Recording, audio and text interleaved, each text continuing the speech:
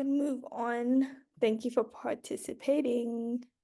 Well, I guess we'll talk about who the top three are at the end. So I'll hand it over to Shani. We Thank went you. through that quick, but yeah, there you go. We'll hand it over to you. Thank you. So welcome to everyone who just joined. Sorry, I don't know why my voice is so cracky. But anyway, so I'm gonna be taking us through our little message session of today's meeting. And for everyone who was at our last one, Chloe also talked about Esther and connected it to her topic about inner beauty. So this is kind of gonna be like a continuation in a sense. But I did send chapter 2 of my book for you guys to read. I don't know if everyone managed to read, but I'll just give a little short background of how like I ended up writing a book and all of that. But in 2020, during lockdown, when we were all stuck at home, when life was not lifing, I had started this Instagram series where I was talking about different characters from the Bible, and I was doing motivational Mondays based on like characters from the Bible. But I found that I wasn't able to like say everything I wanted to say in the videos because I wanted to keep them short, to keep like everyone engaged. So on a random day in like June or July, God gave me the idea to write a book about the characters, and then that way I would be able to share everything I wanted to share, and then people could take their time to read what I'd put down. So that's how my book came to life. So today we're just going to be talking about Esther, and I didn't really give today's message a title. I just kept the title of the chapter, which is Winning with Favor. But to start us off, I'm going to ask you guys 2 questions. You can either unmute yourselves or type in the chat. So my first question, this can be based on what you've read in the Bible about Esther, or what you read from the chapter, or what you know just in general. But who was Esther? So you can unmute yourselves or type in the chat.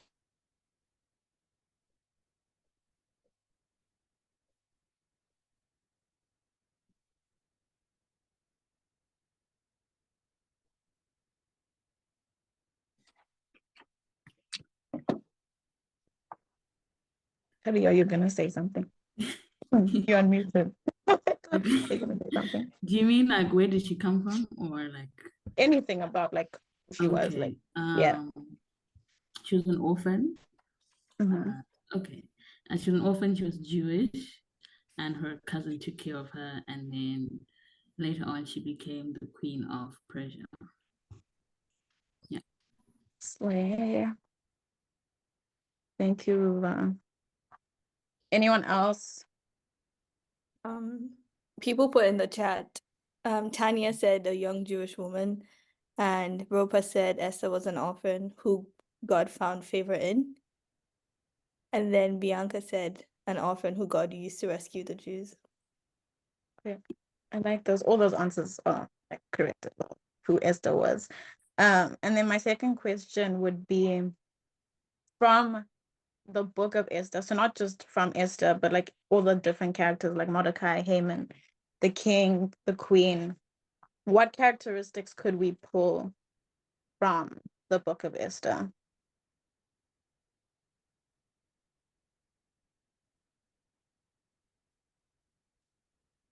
I think maybe some element of kind of like patience and kind of like, for example, in your paths that God has set aside for you, just patience and just to see things through, essentially. And I take that mostly from Mordecai. Thanks, Rupa. Yeah, I see the chat. So do you want to read the responses in the chat? Yes. So we have humility. Jackie says humility, discernment, Primrose, braveness, obedience, courage, courage 3 times, so courage is definitely one of them. And I think bravery. Those are the 2 most common ones. Loyalty, obedience, wisdom, selflessness. Yeah, I like that. I didn't think about all of those. So thanks everyone for sharing. So now I'll just touch on, I feel like there's so many different lessons that we could learn from the book and from chapter 2. So I'm just going to touch on a few, because then we're going to go into like a discussion where it's just not me speaking, but like us sharing what we read and got from the chapter. But my first lesson that I would share with you guys is learning that discipline is necessary for us to practice in our lives. And I took this from Queen Vashti. Discipline is definitely, I think I said something about her being under a spotlight. And I feel like all of us are under a spotlight of some sort.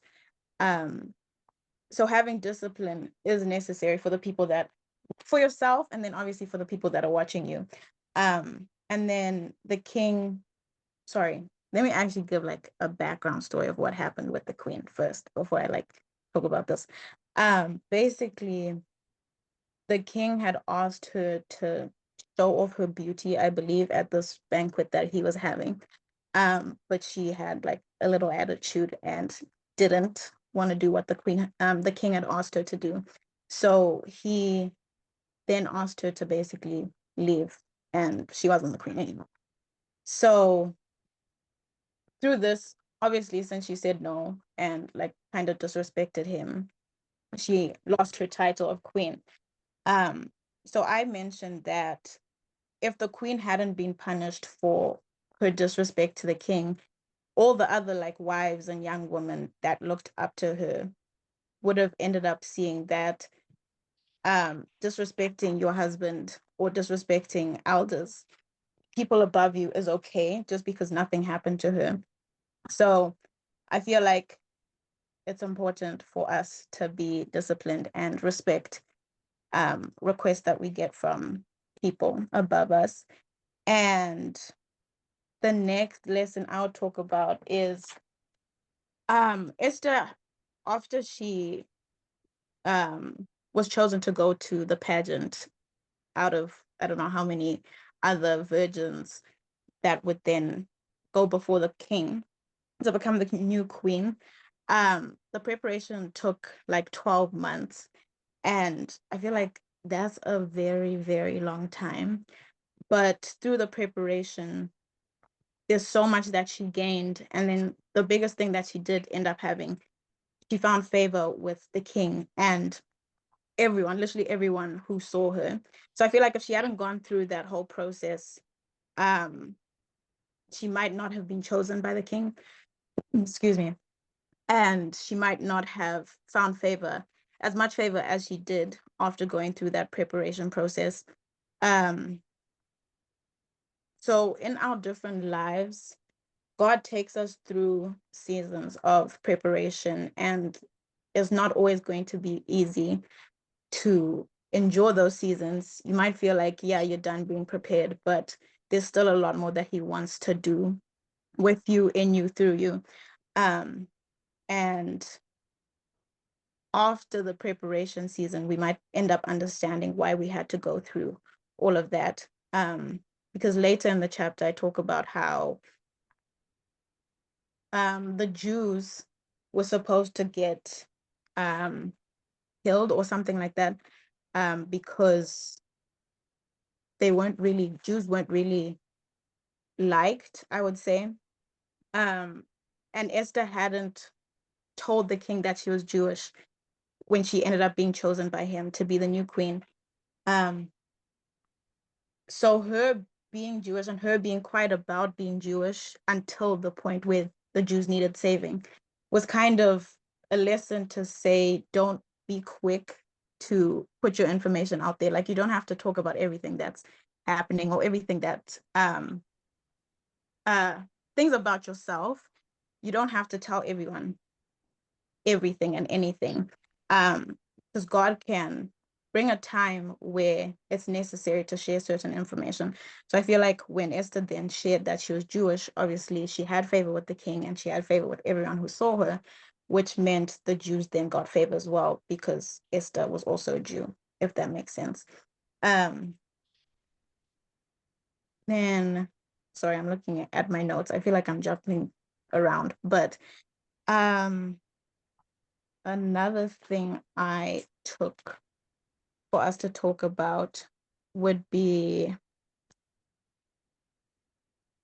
when Mordecai overheard a conversation happening between, I think it was two men talking about wanting to kill the king. He approached Esther about what he heard, and then basically he saved the king's life. And after sharing that information, nothing really happened for Mordecai. He wasn't really recognized for saving the king's life. But later on, when he didn't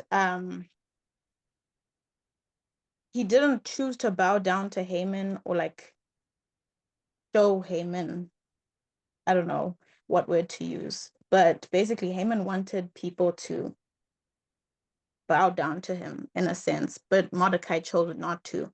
And Haman wasn't happy about this and wanted Mordecai to be killed.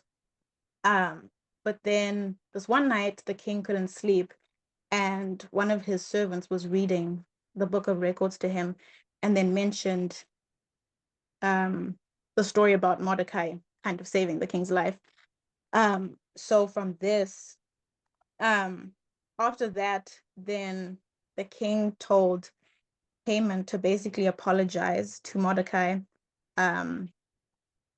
and the gallows that Haman had built to have Mordecai hung on to die ended up being the ones that he was put on. So from this, I took that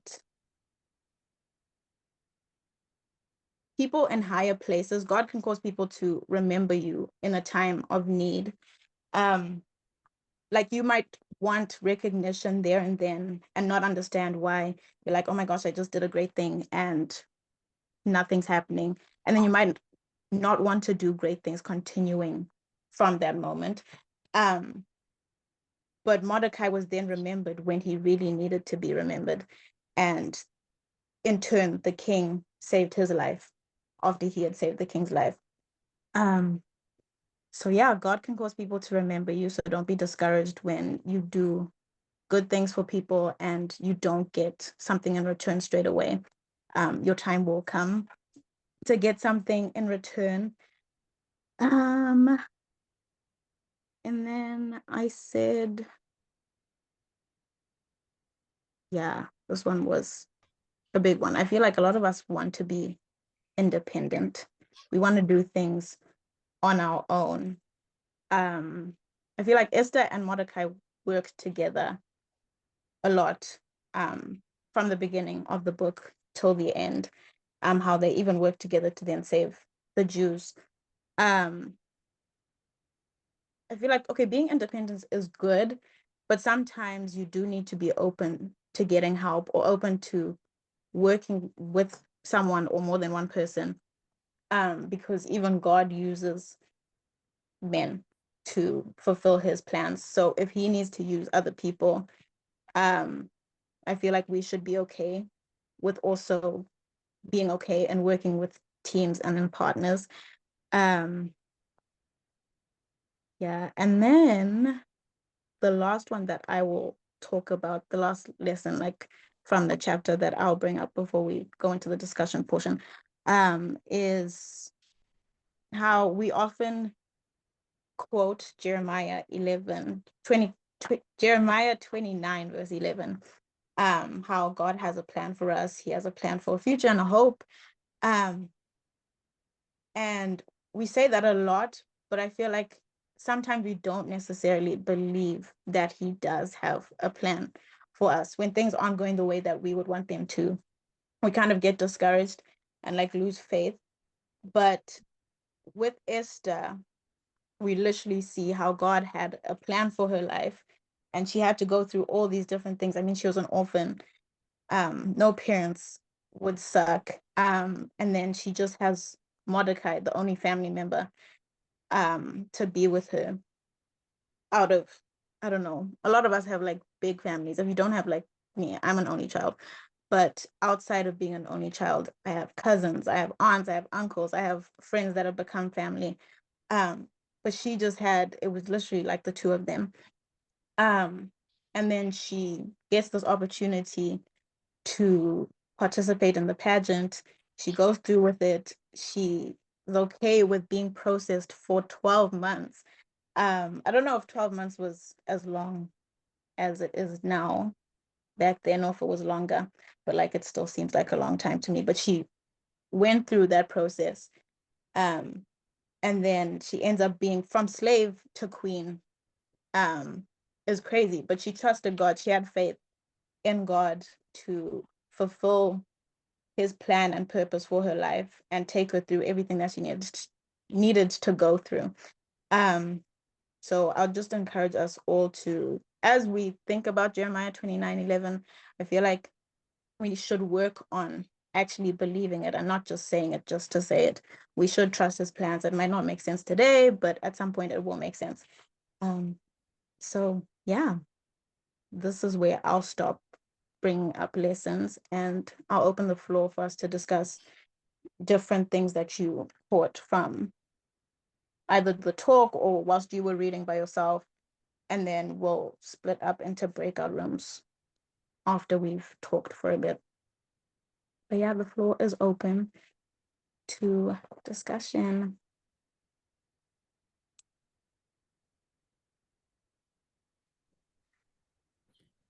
Okay, I just wanted to, can you hear me? Yeah. Okay.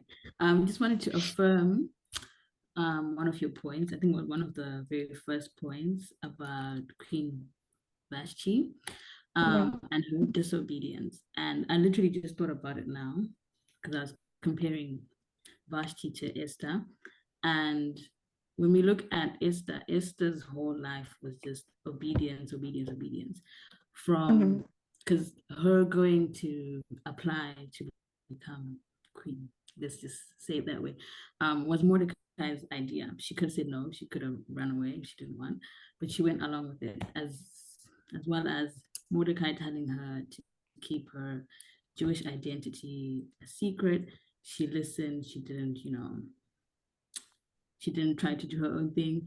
Even when it came to her interactions with the king, even though she knew that she had favor in the king's eyes, she was always careful to like just follow the correct protocol when it came to her interaction with the king. And also when Mordecai asked her to kind of like help save the Jews, she had a moment of doubt, but she quickly just, went back into that obedience. So I think that's such a contrast between her and Queen Vashti, is that sometimes obedience is very, it sucks. No one wants to be obedient to anyone, but sometimes if it doesn't kill you, and if it's, especially when it's someone of higher power, or someone who's looking out for you, sometimes it doesn't kill to just be obedient, especially with our parents or our older siblings or anything like that. Sometimes it seems like they're just being too harsh, or whatever, but sometimes us being obedient later on in life, we see that okay, there was some kind of purpose with us being obedient. So I just wanted to affirm the point on Queen Vashti. Thank you, Ruva. That was really good. Thank you. Anyone else? Okay, perfect. I wanted to just talk about kind of like that point that I spoke about earlier about patience. And the story, I really find it like so profound how patient Mordecai is, as well as Esther, in terms of sometimes, like you and Ruva said before, obedience kind of like sucks, obviously, but sometimes it's like the patience to see through God's plan, which is important. So it wasn't just that God found favor on Esther. Yes, he found favor on Esther, but also Esther's obedience allowed God to find favor in other people, like Mordecai as well. So God was able to find favor in Mordecai through Esther's obedience. And it's important to kind of see, like, sometimes the choices that you make don't necessarily only affect you, but also the people around you. And sometimes you could be blocking other people's blessings. So it's important for you to be obedient in order to not just gain for yourself, but to also gain for others. So, like, even in the small things, like, how you started this community, it benefits you, but it also benefits others around you. So, like, people like me who are looking for a place to worship with other people, it opens those doors. And the importance of understanding that your obedience to God's calling doesn't simply just affect you, it affects those around you, and as well as patience to see it through, because these things are very difficult. Sometimes it's disheartening, as well, in terms of maybe you don't really get the results that you want there and then, but God has a bigger plan or a bigger purpose for it. So yeah, that's all I wanted to share. Thank you, Rupa. And Rukudzo, you can unmute. Hi everyone. So unfortunately I can't turn on my camera at this point in time, but I'm hoping everyone can hear me. I think what I wanted to touch on was my understanding of patience as well. So I just want to highlight my perspective, and I think the first part is understanding how the preparation took 12 months, and I thought that was a very good lesson to learn.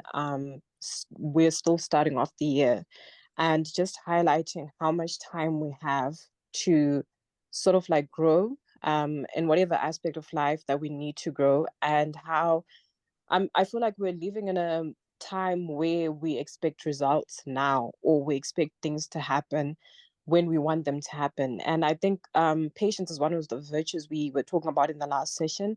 And it's easier for us to say, yes, I'm patient, without you having been tested to see if you're patient. And I think this was a personal lesson for me. I think I had, obviously, starting off the year, you have goals that you have. And I had one specific goal. I think it was like on the top of the list of goals that I had. And that was like everything else that I wanted to do around this year was based off of that. And earlier on, I think it was earlier on this week, I figured out that that one goal that I had was not going to happen. Whether I liked it or not, it was not going to happen. And I remember sitting, and I remember telling myself that I do not want to sit in this disappointment for too long. And one thing that I kept on telling myself was that, yes, as humans, we make a plan, but it was a reminder to say that it's God's plan that will always prevail. And I think that was a reminder to say, okay, you talked about how you wanted to be patient. This is part of it. Yes, we make plans. Yes, we do certain things. And this was highlighted in this book to say that Esther had to prepare for a whole year. And I can imagine how that may seem like such a long time to a lot of people, but it's also a reminder that a lot can happen in a year, and which is a very good reminder at this point in time where we're starting off the year. And it also speaks to how we also need to move away from relying too much on ourselves. I think Shani did mention something about us trying to be very independent and depending so much on ourselves and our capabilities. But I think when certain things happen, or when there are certain setbacks, or when things don't happen in our own time, it's a reminder to sit back and allow God to take over, and to say, even in all this disappointment, even in all in my hurry of wanting things to happen, I need to sit back and obviously give God all the power. And I feel like that also enhances your patience, to say that I'm limited in my power, but I know that God has a higher power. And in knowing that, I can sit back and then exercise that patience. Yeah, that's really good. Thank you, Rukudzo. Next, I think it was Nyasha Banda, and then Tanya. Hi guys. There's a quick one that I found quite interesting. So it was from Esther 7, verse 10, where Haman was hung.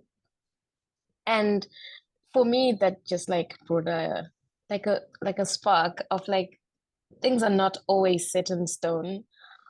Of like, you may think like things are going in a certain direction, but all of a sudden like switches around. And I mean, it was for the worst for Haman, but for the Jews, it was a time of celebration. And from your book, Shani, you mentioned that the day that had been set to destroy the Jews was then turned into a day of celebration for them. And I just find that so fascinating of like, you may, as individuals, right, you may worry and say, life is tough and just, things are not going in the right direction. But I think with God's timing, things will always turn out in the way that they're supposed to.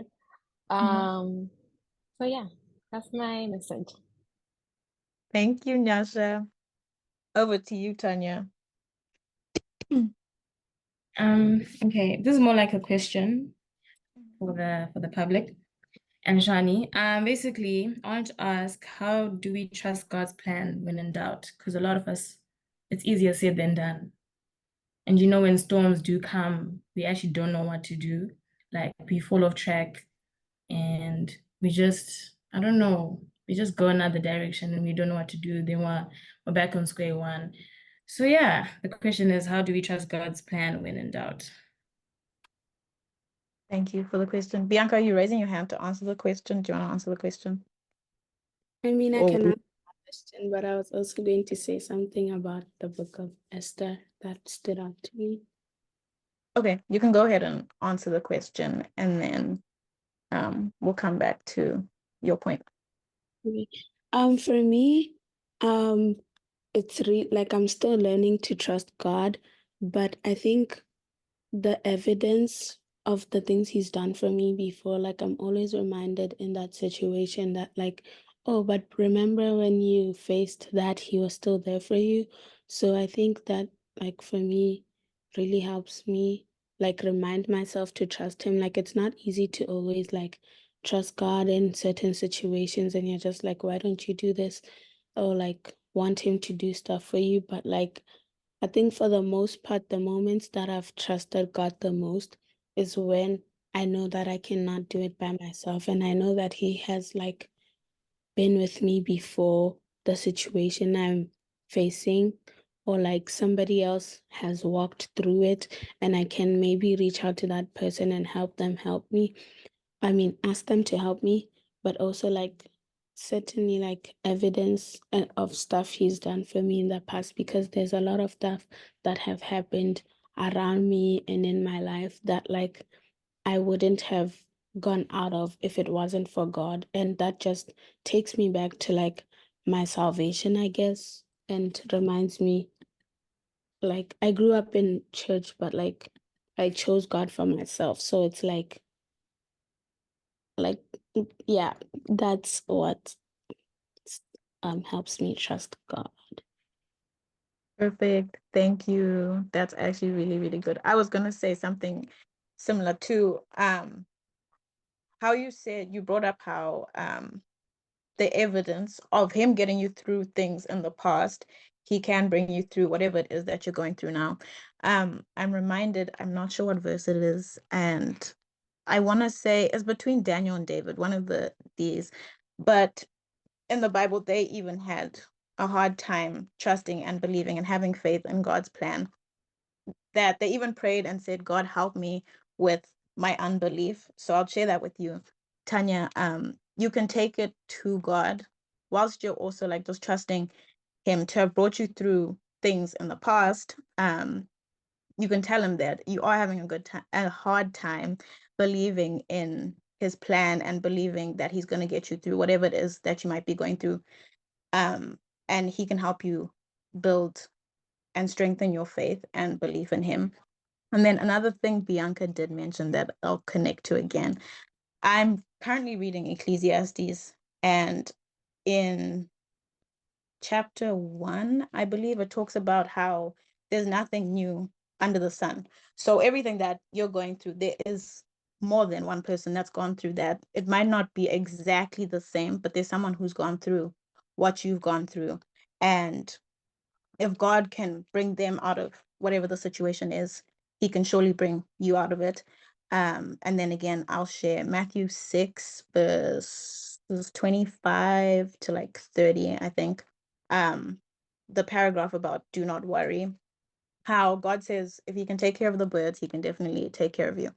So yeah, that's my response to that. The raised hands are gone, and I'm not sure if I remember who had their hands I raised. think it was Rukutsu. Okay, Right. Rukuto, you can go ahead. Oh, well, there's many, but yeah. Rukuto, That she's Rukutsu. so cool.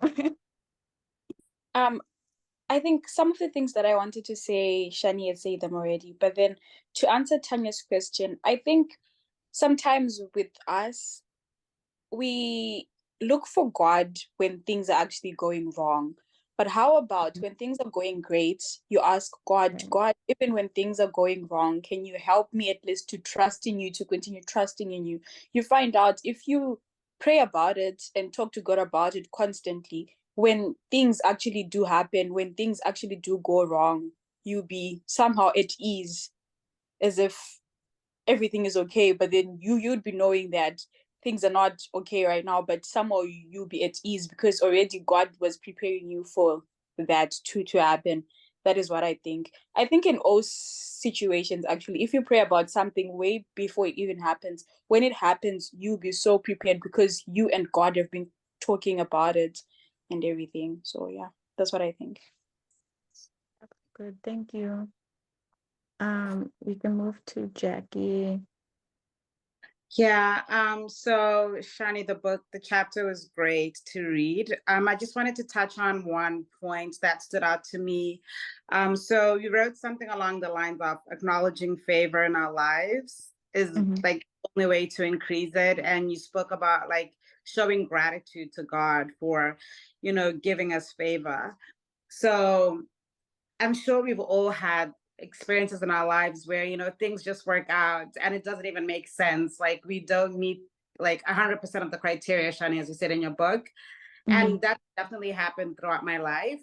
And I was just thinking, like, how can I show gratitude to God? Like, obviously thanking him in my prayers, but it also has to do with like giving back whenever I can, and not in the sense of like monetary giving back, but like your time, your I don't know, like your friendship or advice to people that may need it. Or I'm assuming most of you are in college, right?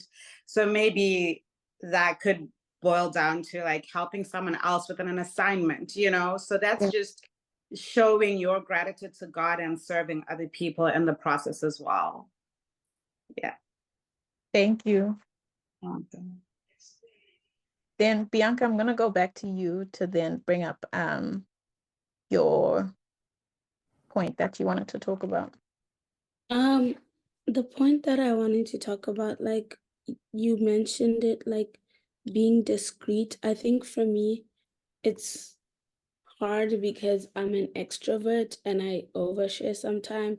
But like I feel like that point also stood out to me because I don't need to say everything that I want to say. I think I'm in a season of learning to keep quiet, and not in like I still talk a whole lot, but I I the Holy Spirit gives me stuff to say, and like I think that stood out to me, especially in like where I'm at right now, where I'm learning to be quiet and not just keep yapping too much to everybody and saying everything.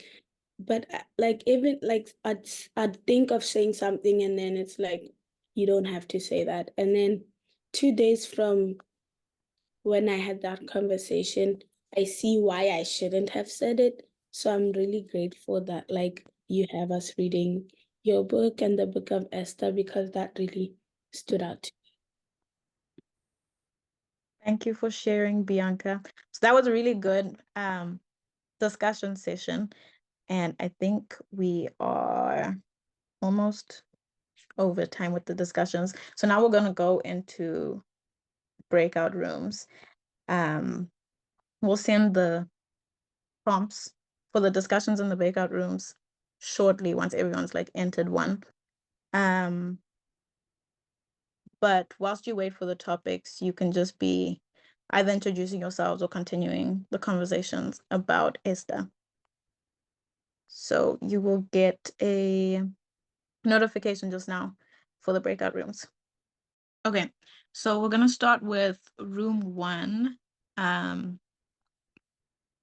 to give us a recap of what you guys spoke about in your breakout room. So whoever's your representative can unmute themselves. That was our group.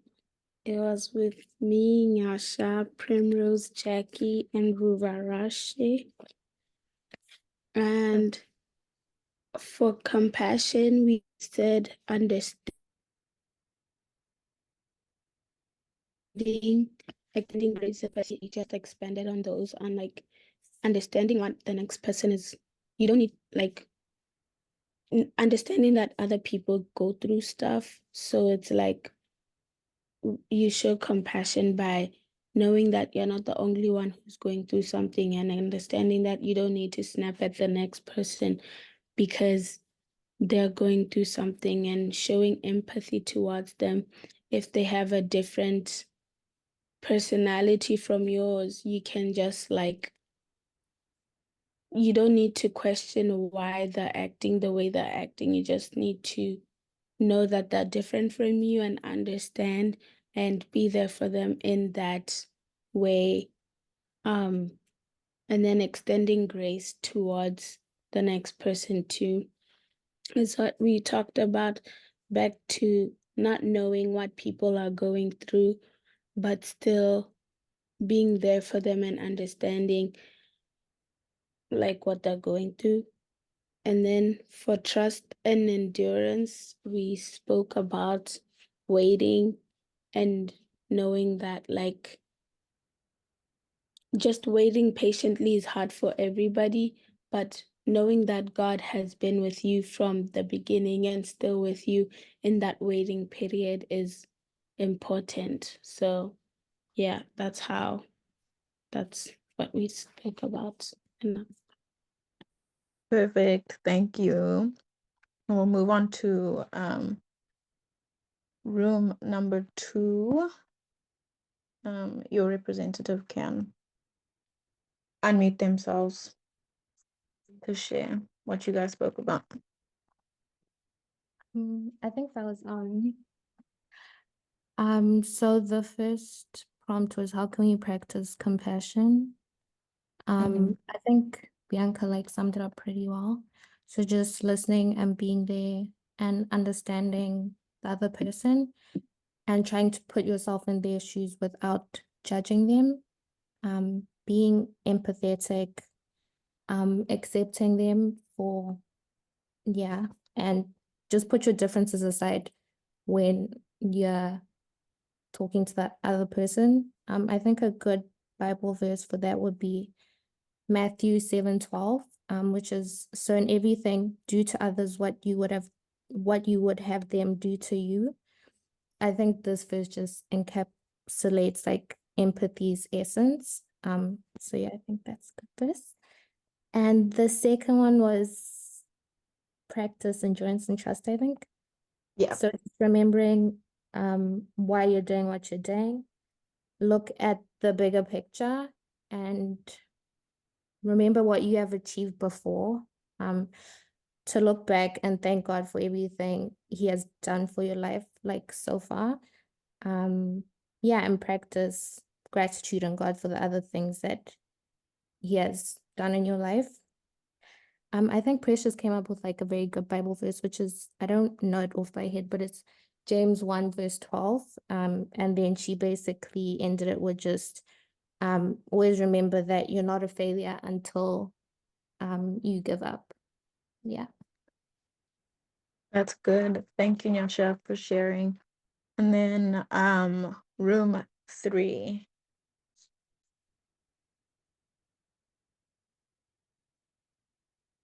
Josiah, why are you laughing?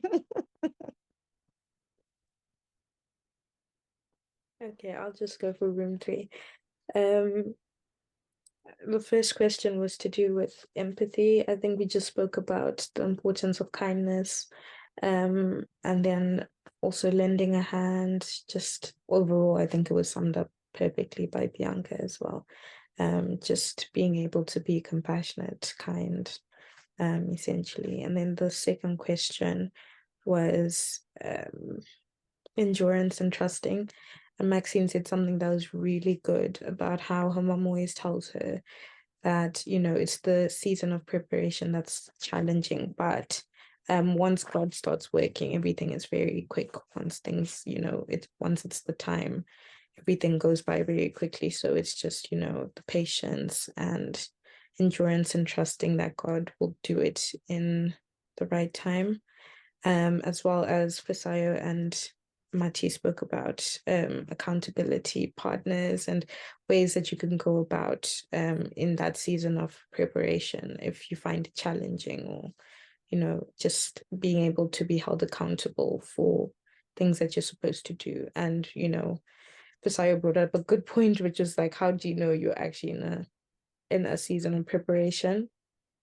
Which is mostly, you know, when you feel like something is about to change. So it could just be something in your life that you're currently going through. If you know you're going to get a new job, or you're going to start a new school, or something like that, you know, in those seasons, it's good for preparation.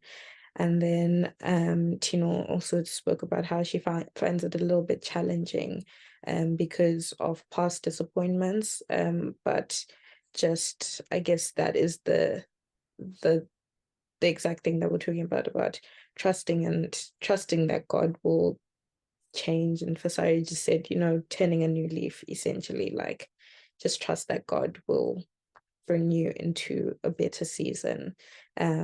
Although you've been through a lot, God will turn a new leaf for you. So yeah, that's what we spoke about. Perfect. Thank you, Rupa. Then we'll move on to, there's a room 4.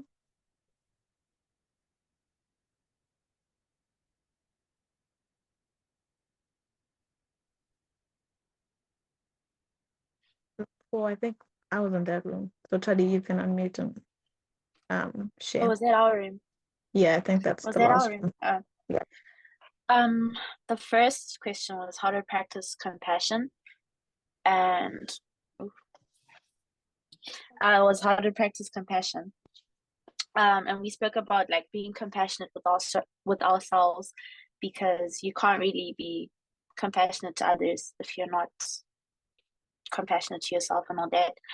And Shani brought up like, don't beat yourself up when your plans haven't gone as you planned. Like, small achievements are still an achievement. And I think being compassionate with yourself is just being proud of what you've done today, like, and seeing how you can move forward.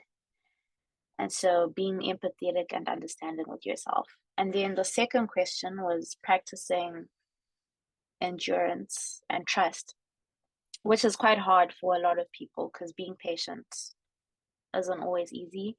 But you always have to remember that God has a plan for you, and delay is not denial. And there's lots of examples of that in the Bible. So we discussed that, you know, you should communicate with God. Praying through things, reading your Bible will get you through a lot of things. And yeah, that was mostly it.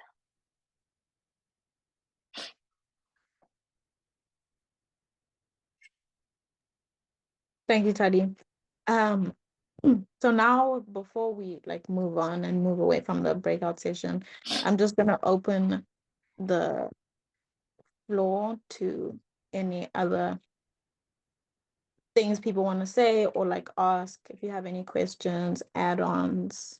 Yeah, feel free to unmute yourself. You can go back, you can talk about what we spoke about in the first session.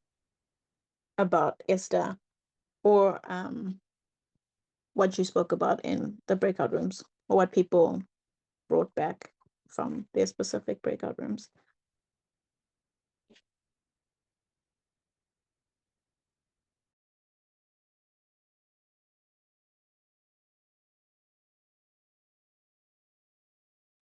I had a question that like to my group, but I'd like to hear like what other people have to say about it. I said, how do you show compassion towards others when you're not in the mental state to be compassionate? Like, yeah.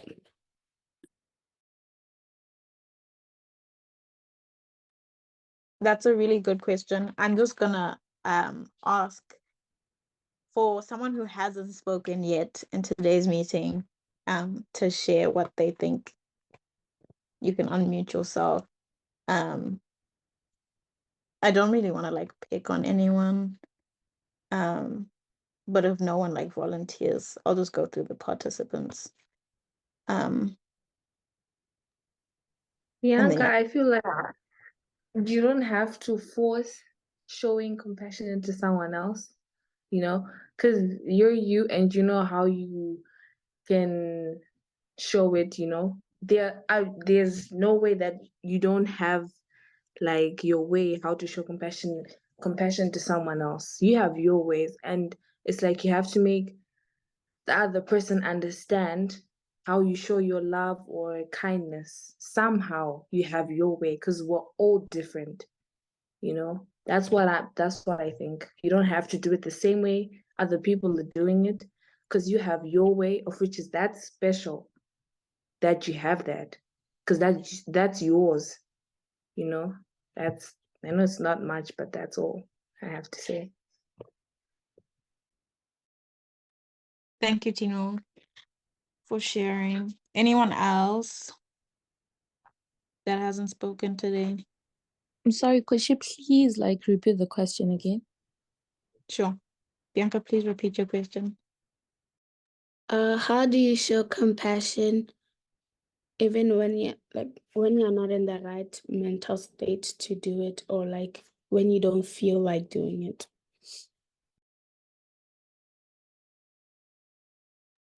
Okay, so from what I think or what I've learned is I feel like from the points that other people brought up, one of them was understanding what other people are going through. And so I feel like what you have to do is you have to first pray about whatever you're going through, because there's definitely no way you can choose to go to somebody and then show compassionate when you're not in the right state of mind. So I think pray about what you're going through first, and then ask God for guidance. And then now when you're really sure, or when you really feel at ease with yourself, then now you can go to somebody else and then you can help them out and then you can show them compassion. That's what I think.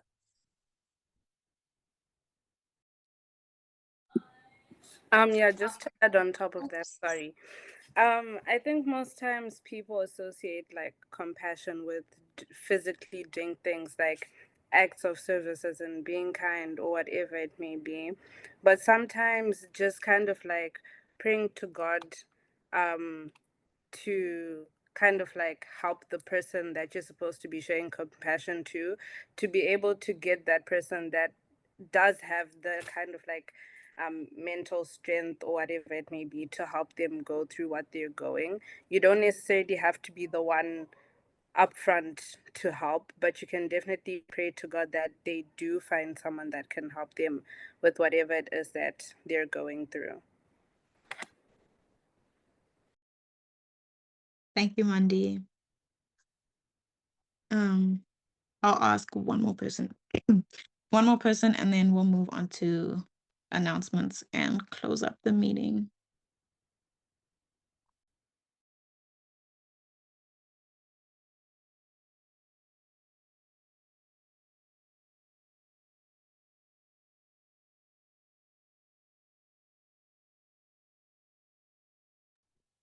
Okay, so while our last person is thinking about what they want to share with us, could I ask everyone to turn on their cameras just so that we can quickly take a picture?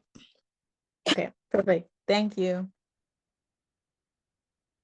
Okay, if there's no one else that wants to share anything, we can move on. I'm gonna hand over to Ruva Mabisa to talk about our first announcement, and then she will hand over to Mandy.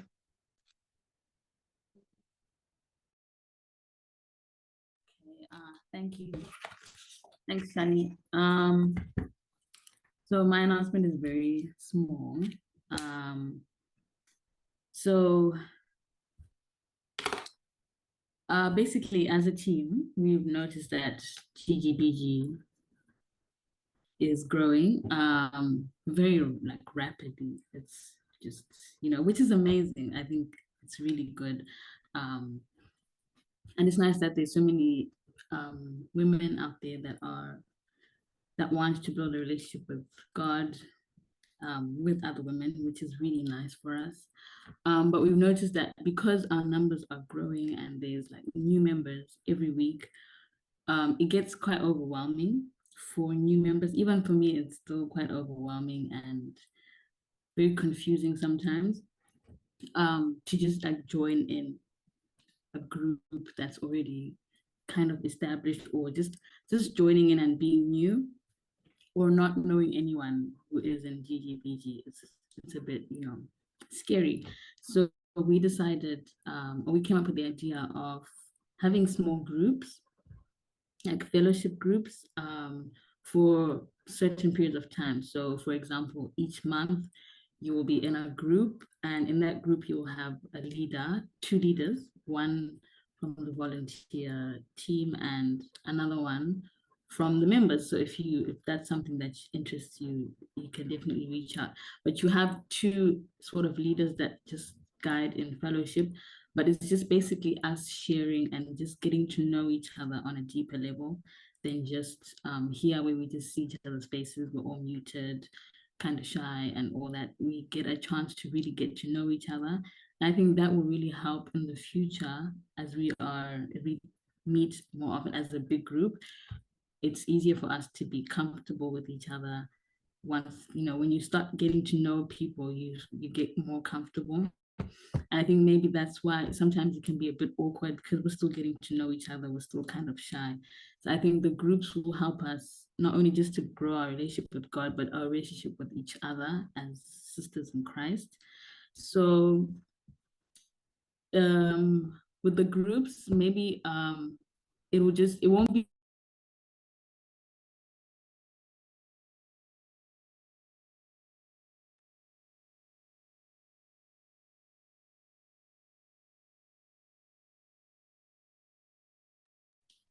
you guys hear me? Oh You're my muted. God. Was I muted the whole time? No, just towards like the end, the last few things Okay. you said we didn't hear. Okay.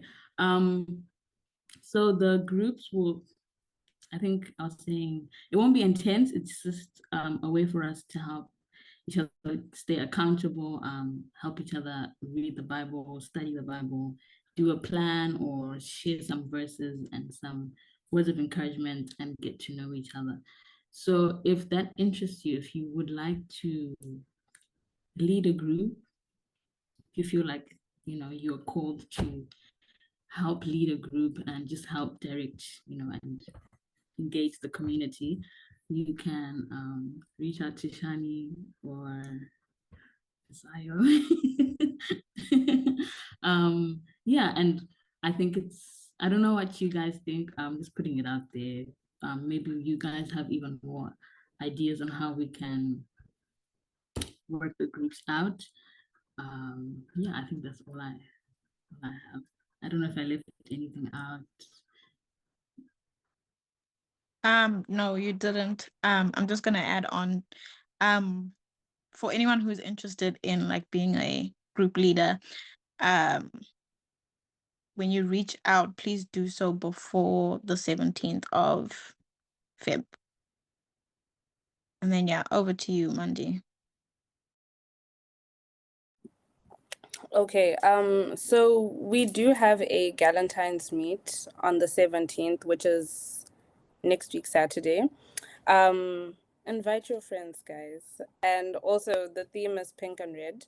So wear pink and red, right? And then if you do have friends wanting to join the community, let them know that on the 12th, which is on Monday, we'll be adding people to the group. So because this was an only members meet, we chose not to like keep adding people into it because it was gonna be a bit messy. So on Monday we will be adding the rest of the people that have registered to join the community. And then yeah, that's literally all that we're actually doing for now. So yeah, don't forget to wear pink and red next week Saturday. Yeah, so those are all the announcements, and if anyone has anything to say, you may. If not, then let us pray. Okay, I'm guessing we can pray. Sorry. You didn't even give like 5 seconds. Anyway, yeah. Is the link to register for the group like available in the group? Or For the group, so what we do is after someone has filled out the membership form, no, I mean as in then- like for the membership. Yeah, for the membership. Like is the link there? Okay, I can put it in the group. Yeah. I'll put it in the group. Okay. I'll do that for you. Yeah. Thank you. You're welcome.